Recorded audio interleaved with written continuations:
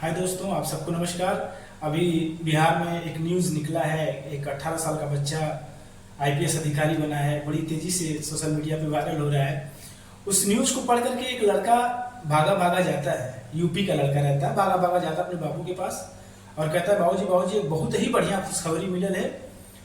बाबूजी को चौकी ना कौन खुशखबरी? तो कहे, बाबूजी नौकरी बिहार में बटा थी। कैसन? कह सुना, अरे दिल्ली बॉम्बे गईली गईली अमृत सहरिया, कैंट गाजीपुर घुमली गोरखपुर नगरिया। दिल्ली बॉम्बे गईली गईली अमृत सहरिया, कैंट गाजीपुर घुमली गोरखपुर नगरिया। होत रहे झूठे दौरिया, ए बाबू मिलत बा बिहार में नौकरिया।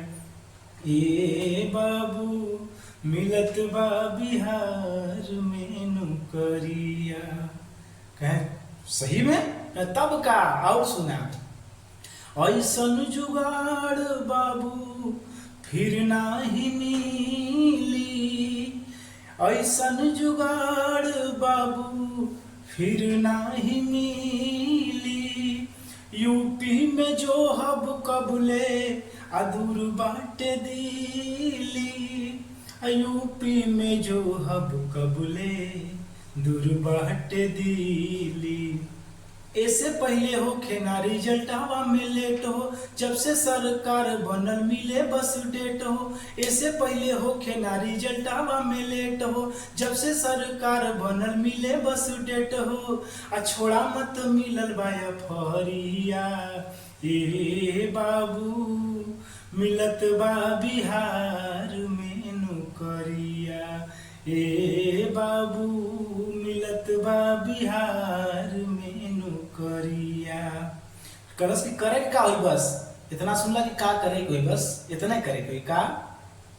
यूपी के आस छोड़ा आ बनल जा बिहारी। 2 लाख में आईपीएस के बनब अधिकारी। ए बाबू यूपी के आस छोड़ा अब बनल जा बिहारी। 2 लाख में आईपीएस के बनब अधिकारी। 2 लाख में आईपीएस के बनब अधिकारी। चल के मनोज सिंह से लेता बतियाई, बाटे सरकार उनकर होई सुनवाई। चल के मनोज सिंह से लेता बतियाई, बाटे सरकार उनकर होई सुनवाई। आरतियों में होता दोपहरिया, ए बाबू बटत बा बिहार में नौकरिया। और ए बाबू मिलत बा बिहार में नौकरिया। बहुत बहुत आप सबको धन्यवाद सुनने के लिए। अगर अच्छा लगे तो शेयर कर दीजिएगा, लाइक कर दीजिएगा, कमेंट करिएगा कैसा लगा।